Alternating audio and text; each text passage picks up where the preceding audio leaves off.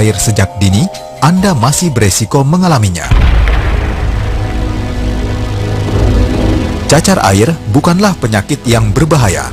Namun, penyakit yang disebabkan oleh virus yang bernama Varicella zoster ini tidak akan hilang dari dalam tubuh meski cacar air pernah timbul pada tubuh. Masalah akan timbul ketika daya tahan tubuh menurun dan tubuh Anda mengalami kesulitan melawan infeksi yang kemudian menyerang bagian syaraf tubuh.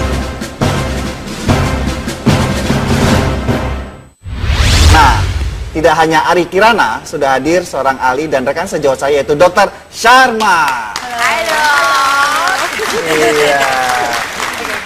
Dr. Sharma, Ari, penonton kita ada yang ingin berbagi mengenai cacar air. Ya? Di nularin? Enggak, kisahnya yang lalu. Saya ingin berbagi untuk Anda dengan Joe. Terima kasih Joe. Ceritanya kena cacar air itu berapa waktu yang lalu? Baru sekitar 1 tahun kali ya. 1 tahun. Nah, saat itu gejala yang dirasakan oleh Joe itu berupa apa? Awalnya saya ya seperti biasa karena waktu itu terjadinya bulan Ramadan ya. Iya. Saya agak-agak yang badannya mungkin gak enak. Aku pikir cuman ya karena puasa. Terus saya cek, tiba-tiba saya ngaca di kening. Kok ada benjolan kecil 2. Saya pikir jerawat. Saya pencet, dia keluar air. Nah, saya sadar, oh ini pasti gejala cacar. Karena Waktu itu demam? Udah demam? Demam sih belum dok. Belum? Cuman teman saya memang lagi kena cacar. Satu tempat tinggal? Satu tempat kerjaan dia kena cacar. Oke. Udah mulai sembuh. Udah mulai sembuh? Jadi saya sadari, oh pasti saya kecacar nih. Dan saya langsung spontan, nggak pakai hitungan jam ya, menit, saya langsung berangkat ke dokter. Terima kasih, beri tepuk tangan untuk Joe. Dokter Sharma, gejala awal dari penyakit cacar air biasanya ya demam. Demam yang tinggi, kemudian letih, lemas, kemudian sakit kepala, lalu ya mual juga ya. ya? Kemudian ini kan biasa 1 atau 2 hari dari gejala awal ya, baru keluar ruam merah dan bintik yang berisi cairan. Nah, bicara masalah penularan, cacar air ini adalah varicella yang disebabkan oleh virus Varicella zoster. Penularannya itu sangat mudah sekali di saat penderita mungkin seperti batu, bersin atau bergesekan ya dok? Bergesekan dengan cairan yang tadi dipencet sama Mas Jo itu. Karena Bisa. memang penularannya yang pertama adalah secara aerogen, yaitu dalam pernafasan, dan yang kedua adalah biasanya kontak langsung dengan cairan. Bicara masalah cacar air, pemberian obat antivirus ini sebaiknya di hari keberapa dan berapa lama? Biasanya memang pengobatan antivirus itu diberikan di bawah 72 jam dari pertama kali timbulnya bintik merah. Dan kemudian biasanya diberikan antivirus selama 5 hari. 5 hari minimal. Itu bintilnya tuh bisa nongol di mana aja sih dok? Sebenarnya bintil itu pertama kali biasanya muncul di wajah atau di badan. Dan kemudian lama-lama dia akan muncul menyebar baru ke tangan, baru ke kaki. Boleh mandi nggak dok selama menderita cacar air?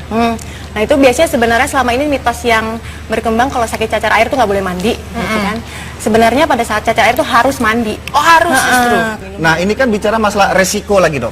Gini, ada situasi di mana selain cacar air ada juga cacar api dan cacar ular. Kok serem? Iya, ada cacar ular, ada cacar Serem api ya? Oh Ya. ini contohnya nih. Ya, itu contohnya cacar api, kemudian cacar ular, cacar air. Jadi cacar air itu sebenarnya masih ringan. Jadi di saat cacar air ini sembuh, virus itu bisa aja masih ada di dalam. Untuk resiko dari cacar api dan cacar ular ini apa? Apakah ada gangguan terhadap saraf atau ada organ vital lain yang terganggu nggak? Terutama yang cacar ular ini ya. Cacar ular. Biasanya memang kalau cacar ular ini terjadi pada penderita yang pasti udah pernah menderita cacar Jadi air. kayak aku nih bisa aja nih kena, kalau nggak cacar api, cacar ular gitu. Ini begitu muncul lagi, dia akhirnya biasanya disebut dengan herpes zoster. Oke, herpes zoster ya. Banyak sekali suatu informasi ya, terutama di internet. Ini keresahan dari masyarakat mengenai mengkaitkan cacar air dengan HIV. Ya, suatu virus yang sangat mematikan, HIV dan AIDS. Apa benar cacar air yang terjadi 2 kali itu bisa sebagai gejala HIV? Sebenarnya ini cacar air yang kedua kali itu biasanya disebabkan karena faktor penurunan daya tahan tubuh. Oke. Nah, faktor penurunan daya tahan tubuh itu dijumpai pada salah satunya adalah pada HIV. Tapi kan tidak hanya pada HIV saja terjadi penurunan daya tahan tubuh, bisa pada penderita diabetes mellitus, pada penderita Ya, kanker, penggunaan obat-obatan, obat-obatan, steroid, ya, kemudian seperti pada itu. TB paru itu kan juga terjadi penurunan daya tahan tubuh. Nah, jadi ini meluruskan untuk Anda yang di rumah bahwa cacar air yang berulang 2 kali itu bukan gejala HIV, tapi HIV dikarenakan ada proses penurunan daya tahan tubuh itu sangat mudah sekali terserang berbagai penyakit, salah satu penyakit disebabkan oleh virus, yaitu cacar air. Nah, untuk Anda mungkin masih banyak pertanyaan atau pernyataan yang berkaitan dengan cacar air, ini mitos atau fakta? Saya akan mengajak penonton di studio untuk menebak ini mitos atau fakta. Yang pertama, cacar air bisa dialami oleh siapapun, bahkan oleh seseorang yang sudah divaksin. Mitos atau fakta? Wah, banyak sekali yang jawab fakta. Oh, fakta semua ya? Coba Oke, ditanya coba saya alasannya tanya salah ya. satu, Ri. Ini nih, kayaknya nih teman kuliahnya Joni. Hai Ibu, siapa namanya Ibu? Saya Ibu Rina. Ibu Rina, kenapa menjawab fakta? Ikut-ikutan ya? Ya ikut-ikutan semua fakta ya ikut fakta. Ibu terlalu jujur. Mungkin kalau ini bisa dialami oleh siapa aja, itu fakta. Untuk masalah vaksin, kan kita tahu bahwa vaksin ini adalah untuk pencegahan. Nah, bagi yang sudah divaksin, apa ada kemungkinan terkena cacar air?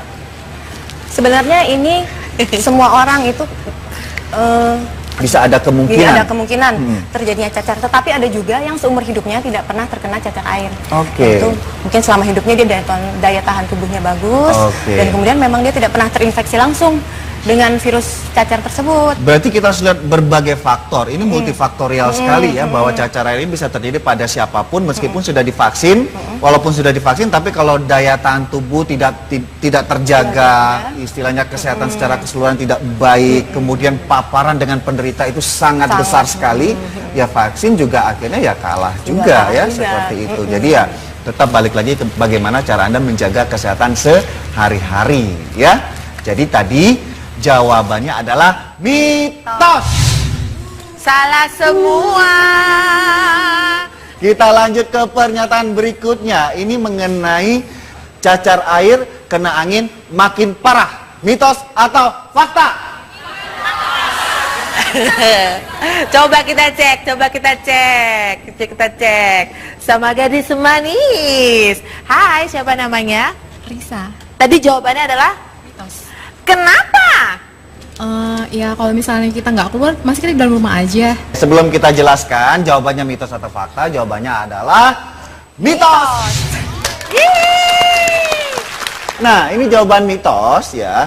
Tidak boleh kena angin, itu benar tadi jawabannya. Apakah tidak boleh beraktivitas yang lain? Tapi ingat bahwa paparan atau virus Anda ini ada kemungkinan tertular ke orang lain. Karena tadi di awal saya sudah bilang bahwa penularan bisa aja di saat Anda batuk atau bersin.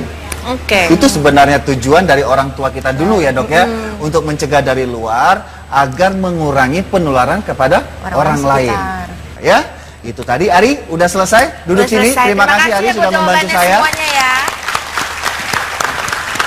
Oke, tepuk tangan untuk Dr. Sharma. Sesaat lagi Dr. Indonesia akan kembali. Jangan kemana-mana.